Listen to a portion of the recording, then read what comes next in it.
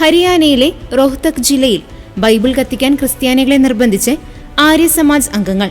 ഇവർ ബൈബിൾ കത്തിക്കാൻ നിർബന്ധിക്കുന്നതിന്റെയും കത്തിക്കുന്നതിന്റെയും വീഡിയോ സമൂഹ മാധ്യമങ്ങളിൽ പ്രചരിച്ചതോടെ വ്യാപക വിമർശനങ്ങളാണ് വിവിധ കോണുകളിൽ നിന്ന് ഉയരുന്നത്.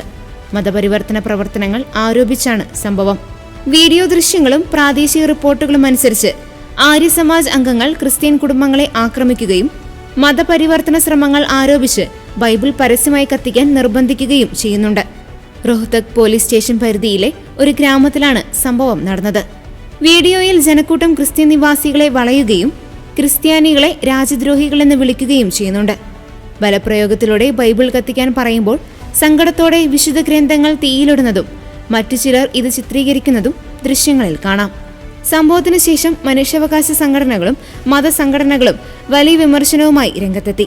സംഭവത്തിൽ അന്വേഷണം നടത്തിവരികയാണെന്ന് അധികൃതർ അറിയിച്ചു.